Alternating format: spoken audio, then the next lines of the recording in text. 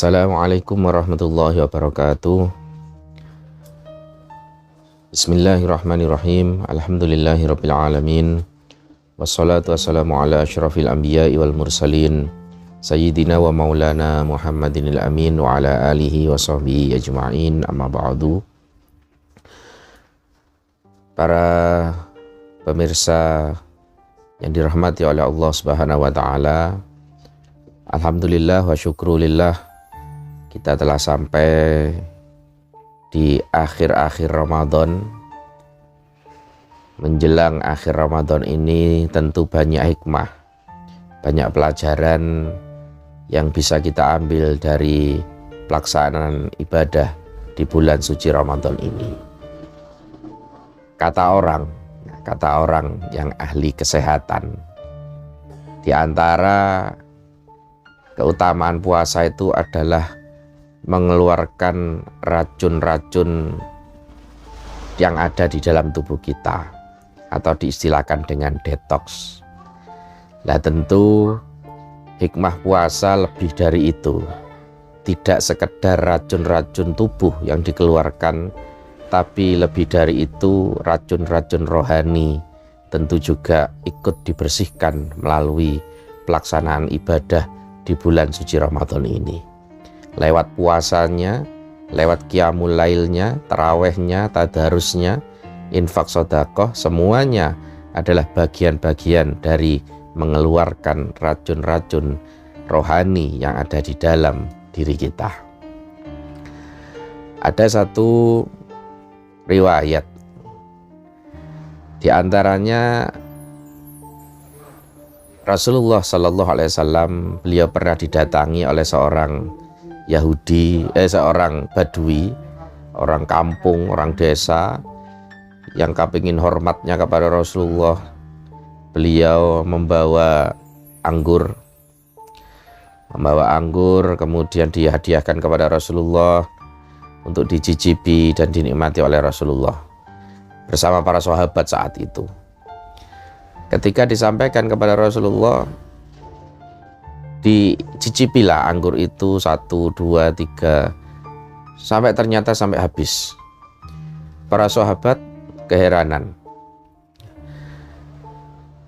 segar sekali anggurmu, terima kasih sudah menghadiahkan kepada saya. Akhirnya pulanglah orang Yahudi ini dengan penuh rasa puas karena Rasulullah menerima hadiah yang dibawanya. Lalu kemudian para sahabat ini heran, kok dungaren, kok tumben sekali Rasulullah itu biasanya jangankan kurma sekeranjang, 1 butir kurma saja kalau Rasulullah mendapatkan hadiah itu pasti dipotong jadi 2 dan diberikan kepada sahabat di sampingnya. Ini kok malah dihabiskan sendiri. Nah, bertanyalah sahabat kepada Rasulullah, maka Rasulullah menjawab, sesungguhnya anggur yang dia bawa tadi itu kecut, asam. Maka demi melegakan dia, maka saya nikmati anggur itu tanpa membagi kepada kalian, karena saya khawatir kalian tidak bisa menahan diri, kemudian tidak bisa menyembunyikan rasa anggur kecut saja dihadiahkan. Nah, maka saya tidak membagi kepada kalian dan saya nikmati sendiri. Ya sudah. Nah, akhirnya dia merasa puas, akhirnya dia pulang. Nah, ada lagi satu riwayat serupa, yaitu dalam satu riwayat hidup Imam Hatim Al-Asham. Imam Hatim Al-Asham ini dikatakan dijuluki dengan Al-Asham atau yang tuli. Suatu ketika dia, karena Imam Hatim ini adalah seorang hakim, dia dimintai fatwa oleh seorang wanita. Wanita tadi datang untuk meminta satu fatwa, kemudian bertanya kepada Imam Hatim, dan pada saat dia mengajukan pertanyaan, permintaannya tadi, dia buang angin, dan dia merasa salah tingkah, merasa bagaimana ya namanya orang buang angin. Nah, akhirnya melihat itu Imam Hatim tadi dia seolah-olah atau dia berpura-pura, irfa sautak, keraskan suaramu. Nah, maka dalam pandangan si wanita tadi bahwa Imam Hatim ini tidak mendengar apa yang dia ucapkan tadi, tidak mendengar bahwa dia juga buang angin tadi. Nah, maka kemudian dia beranggapan bahwa Imam Hatim ini memang tidak mendengar, akhirnya dia berarti dia innahu lam yasma'i saut, dia ndak dengar suara kentut saya tadi. Nah, akhirnya dia merasa itu, dia merasa tenang kembali. Si wanita tadi merasa tenang kembali, akhirnya dia melanjutkan dialognya dengan Imam Hatim, dan kemudian dia menyampaikan pada orang lain bahwa oh, Imam Hatim ini dia tidak dengar suara. Ya, akhirnya banyak orang yang berpandangan bahwa Imam Hatim dia adalah seorang yang tuli, maka dia diberi gelar Al-Asom. Nah, Imam Hatim Al-Asom.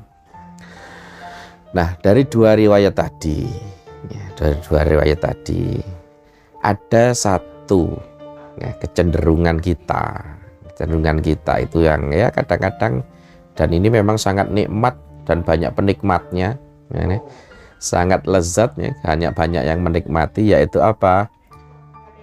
Membuka aib orang lain.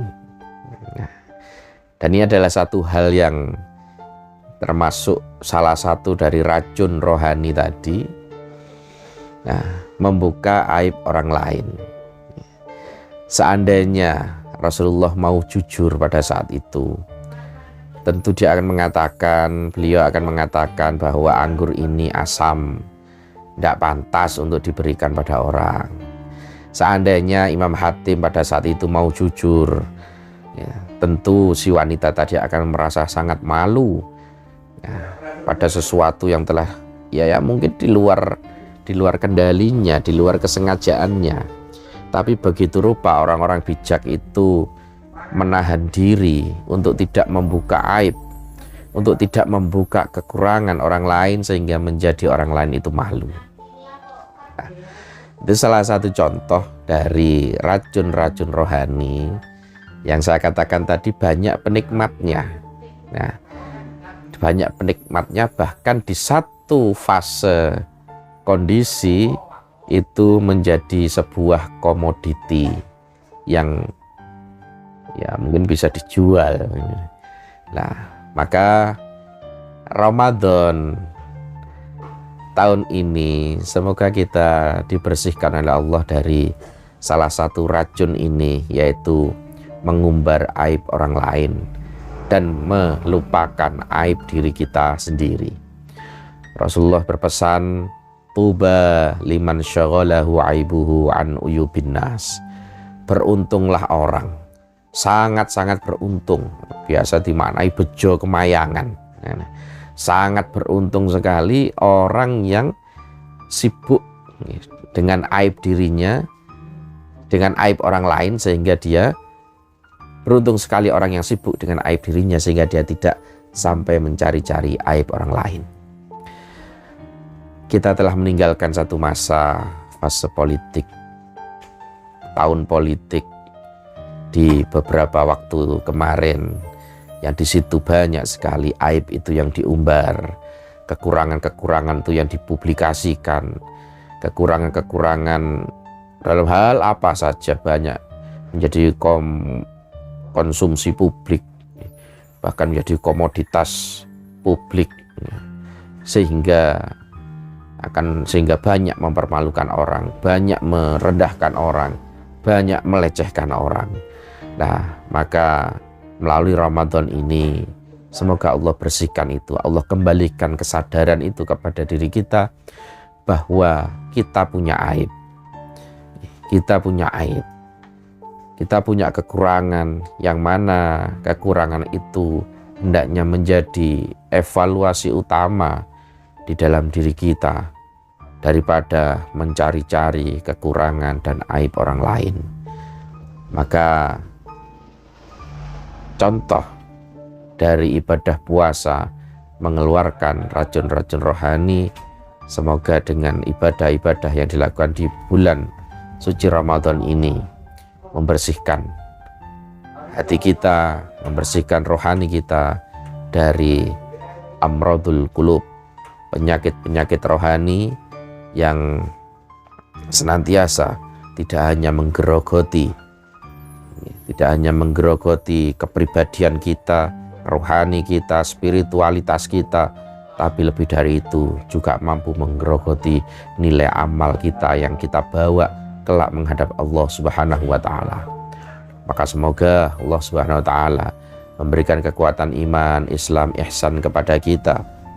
Allah berikan perlindungannya, Allah berikan bimbingannya, kita senantiasa dijaga dari perbuatan-perbuatan secara fisik dan juga secara rohani, hal-hal yang mampu melemahkan, meruntuhkan nilai iman dan amal kita.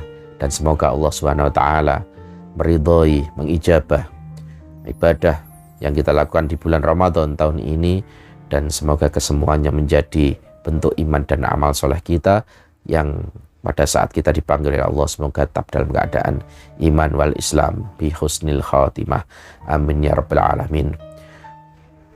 Akhiran, wallahu muwaffiq ila aqwamit thariq wal afu minkum. Wassalamualaikum warahmatullahi wabarakatuh.